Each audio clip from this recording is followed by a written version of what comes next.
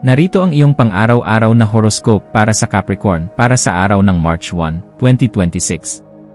Sa pagbubukas ng pintuan ng March 1, mararamdaman mo ang isang kakaibang bigat ng responsibilidad na may kasamang matinding determinasyon na ayusin ang iyong landas patungo sa ruwak ng tagumpay. Ang mga planeta sa araw na ito ay nagbibigay sa iyo ng pambihirang disiplina at focus upang masuri ang bawat hakbang na iyong gagawin. Kaya naman mainam na gamitin ang enerhiyang ito upang ilatag ang mga pundasyon ng iyong mga pangarap para sa buong taon. Huwag kang magmadali sa paggawa ng desisyon dahil ang iyong kalakasan ay nasa iyong kakayahang maghintay sa tamang sandali at ang iyong pagiging matyaga sa gitna ng mga pagsubok na ibinibigay ng tadhana sa iyong kasalukuyang sitwasyon. Pagdating sa iyong karera at mga tungkulin sa trabaho, ang araw na ito ay nagdadala ng isang mahalagang pagkakataon kung saan ang iyong karanasan at ang iyong pagiging praktikal ay lubos na kailangan ng iyong mga kasamahan at mga nakatataas. Mapapansin ng lahat ang iyong masigasig na pagtutok sa mga detalye na madalas ay nakakaligtaan ng iba, na magreresulta sa isang mas mataas na antas ng respeto at pagkilala sa iyong kakayahan bilang isang leader na may matibay na paninindigan. Gamitin ang iyong talino upang bumuo ng mga sistema na magpapadali sa inyong trabaho, at huwag kang matakot na tanggapin ang mga karagdagang obligasyon dahil ito ang magsisilbing hagdan mo upang lalong makilala sa iyong larangan ng may dangal. Sa usaping pananalapi, ang petsang ito ay humihingi ng isang matalinong pagsusuri sa iyong mga ari-arian at ang pag-iwas sa anumang uri ng pakikipagsapalaran na walang sapat na basehan o seguridad para sa iyong kinabukasan. Maaaring may lumitaw na oportunidad para sa isang pangmatagalang investment na may kinalaman sa lupa o sa mga matatag na industriya, ngunit kailangan mong basahin ang bawat maliit na detalye ng kontrata bago mo ibigay ang iyong pagsang-ayon. Ang pagiging masinop sa bawat gastusin at ang paglalaan ng pondo para sa mga hindi inaasahang pangyayari ay magbibigay sa iyo ng kapanatagan na kailangan mo upang mapangalagaan ang iyong yaman at matiyak ang kaginhawaan ng iyong pamilya. Ang aspeto ng pag-ibig at pakikipag-ugnayan ay nasa isang yugto ng pagbuo ng matatag na commitment kung saan ang iyong puso ay naghahangad ng isang relasyon na may sapat na lalim at hindi lamang basta panandaliang saya. Ang pagpapakita ng iyong pagmamahal sa pamamagitan ng pagiging maasahan at ang pagbibigay ng sapat na suporta sa mga mitiin ng iyong kapareha ay lalong magpapatatag sa inyong ugnayan dahil mas pinahahalagahan mo ang katatagan kaysa sa mabulaklak na salita. Para sa mga naghahanap pa ng katuwang, ang iyong pagiging seryoso at ang iyong marangal na pagkatao ay magsisilbing magnet para sa mga taong naghahangad ng isang partner na handang bumuo ng pangarap kasama mo sa mahabang panahon. Ang iyong kalusugan ay dapat maging isa sa iyong mga pangunahing prioridad sa pamamagitan ng pagbibigay ng sapat na atensyon sa iyong mga tuhod, buto, at ngipin na maaaring makaramdam ng pagod dahil sa iyong matinding pagkilos.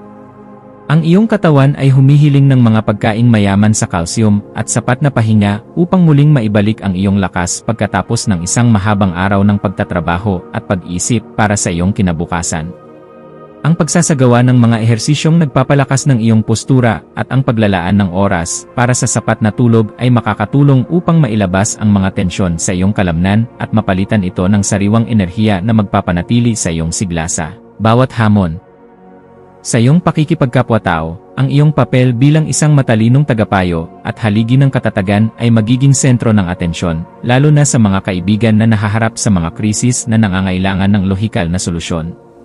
May isang tao na maaaring lumapit sa iyo upang humingi ng tulong tungkol sa kung paano mag-organisa ng kanilang buhay o negosyo, at ang iyong pagiging objektibo ay magsisilbing malaking tulong upang makita nila ang tamang direksyon na dapat tahakin. Maging mapagmasid sa iyong paligid dahil ang bawat pakikipag-usap ay nagdadala ng bagong karunungan na maaari mong gamitin upang mas lalo mo pang mapabuti ang iyong pakikitungo sa iba't ibang uri ng tao na iyong nakakasalamuha. Ang iyong malikhaing isipan ay magkakaroon ng pambihirang kislap sa hapon, lalo na sa mga gawaing may kinalaman sa arkitektura, disenyo, o anumang paraan ng pagpapahayag na nagpapakita ng istruktura at kaayusan sa iyong mga ideya. Huwag mong limitahan ang iyong sarili sa mga lumang pamamaraan lamang, bagkus ay subukan ang mga makabagong kagamitan na magpapadali sa iyong mga proyekto, habang pinapanatili ang kalidad at dangal ng iyong mga ginagawa para sa iyong sarili. Ang pagbuo ng isang bagay na may silbi at kayang tumagal sa paglipas ng panahon ay nagbibigay sa iyo ng ganap na kagalakan at isang pakiramdam ng tagumpay na sadyang walang katapat na halaga sa iyong paningin. Para sa pamilya, Asahan ang isang kaganapan sa loob ng tahanan na mangangailangan ng iyong pagiging mahinahon upang mapanatili ang disiplina sa gitna ng mga magkakasalungat na opinyon tungkol sa mga plano para sa hinaharap. Ang iyong presensya ay magbibigay ng kagaanan dahil kaya mong magbigay ng payo na nakabase sa katotohanan at may sapat na malasakit para sa ikabubuti ng lahat ng miyembro ng iyong pamilya sa araw na ito. Maging mapagpatawad sa mga pagkukulang ng iyong mga mahal sa buhay, at maging isang gabay na laging handang makinig sa kanilang mga pangarap ng may sapat na pasensya. Dahil ang matatag na pamilya ang iyong tunay na sandigan sa lahat ng oras ng iyong buhay. Ang iyong intuisyon ay magsisilbing isang matalas na kumpas sa pagpapasya tungkol sa isang bagong oportunidad na may kinalaman sa iyong personal na paglago o sa pagpapaganda ng iyong sariling kakayahan sa pamamagitan ng pag-aaral ng mga bagong kasanayan. Kung may nararamdamang udyok na ayusin ang iyong workspace o ang iyong mga dokumento upang maging mas produktibo, gawin ito ngayon dahil ang daloy ng enerhiya ay pabor sa mga gawaing nagdadala ng kaayusan at disiplina. Ang iyong panloob na boses ay malakas na nagpapaalala na handa ka na para sa isang mas mataas na antas ng kaganapan, kaya pakinggan ito at huwag hayaang ang mga takot ay humadlang sa iyong pag-asenso patungo sa iyong mithiin. Sa aspeto ng edukasyon at pagkuha ng karunungan, ang iyong isipan ay magiging kasing bilis ng kidlat na handang unawain ang bawat detalye ng iyong mga pinag-aralan, lalo na ang mga paksang may kinalaman sa kasaysayan o agham. Gamitin ang panahong ito upang magbasa ng mga materyales na magpapalawak ng iyong pangunawa sa kung paano mo mapapabuti ang iyong sariling pamumuhay dahil ang bawat impormasyon ay mahalaga sa iyong pag-unlad bilang tao. Ang pagiging mapanuri sa bawat datos na iyong matatanggap ay magsisilbing proteksyon mo laban sa maling kaalaman. Kaya panatilihin ang iyong matalas na kaisipan sa lahat ng oras upang hindi ka maligaw sa iyong piniling landas.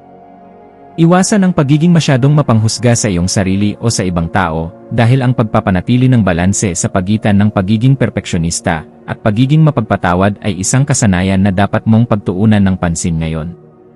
Ang labis na pagtutok sa mga pagkakamali ay maaaring magdulot ng hindi pagkakaunawaan. Kaya mas mainam na magbigay ng nakabubuting puna na may halong pag-unawa upang mapanatili ang harmonya sa inyong lahat.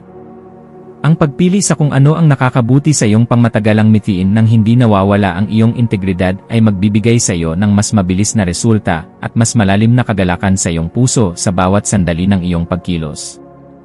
Ang iyong espiritual na aspeto ay nangangailangan din ng pagkalinga sa pamamagitan ng paghahanap ng sandali ng katahimikan upang muling makakonekta sa iyong panloob na lakas na nagbibigay ng direksyon sa iyong mga plano sa buhay. Ang pagninilay-nilay tungkol sa iyong mga tunay na hangarin ay magbibigay sa iyo ng sagot kung bakit kailangan mong magpatuloy sa kabila ng mga pagsubok na ibinibigay sa iyo ng buhay sa bawat hakbang mo. Ang pagpapasalamat sa bawat biyaya, gaano man ito kaliit sa iyong paningin, ay magbubukas ng pinto para sa mas marami pang pagkakataon, kaya panatilihin ang iyong marangal na puso at ang iyong pagiging mapagpakumbaba sa lahat ng oras. Maging mapagmasid sa mga dokumento, email, o mga mensaheng iyong matatanggap mayong hapon, at siguraduhin na naintindihan mo ang bawat detalye bago ka magbigay ng iyong pagsang-ayon upang maiwasan ang anumang aberya. Ang paghingi ng linaw sa mga bagay na tila malabo ay isang matalinong hakbang na dapat mong gawin upang maprotektahan ang iyong mga interes at ang iyong pinaghirapan sa loob ng mahabang panahon ng iyong buhay. Ang pag-iingat sa ganitong mga usapin ay magbibigay sa iyo ng kapanatagan na ang iyong mga hakbang ay nasa loob ng katuwiran at hindi ka malalagay sa alanganin dahil lamang sa kakulangan sa mabusising pagsusuri ng impormasyon. Sa pagdating ng gabi, maglaan ng oras upang ayusin ang iyong paligid at ang iyong isip sa pamamagitan ng pag-alis ng mga bagay na hindi mo na kailangan upang maging mahimbing ang iyong pagtulog at pahinga sa kama. Ang kaayusan sa iyong kapaligiran ay direktang nakakaapekto sa iyong pakiramdam, kaya ang pagliligpit ng iyong mga gamit bago matulog ay makakatulong upang maalis ang mga tensyon na dulot ng maghapong trabaho at pag-isip. Ang pagpapasalamat sa bawat gawain na iyong natapos sa araw na ito ay magpapanatili sa iyong positibong disposisyon na siyang magsisilbing magnet para sa mas marami pang magagandang balita na darating sa iyong pintuan bukas. Bilang huling payo para sa iyo, laging tandaan na ang tunay na kahusayan ay hindi lamang matatagpuan sa pagkamit ng iyong mga layunin kundi sa patuloy na pagsisikap na maging mas mabuting bersyon ng iyong sarili. Manatiling nakatutok sa iyong sariling landas habang nagpapakita ng malasakit sa mga taong nasa paligid mo dahil ang kaganapan ng iyong pagkatao ay matatagpuan sa balanse ng iyong talino at ng iyong busilak na puso.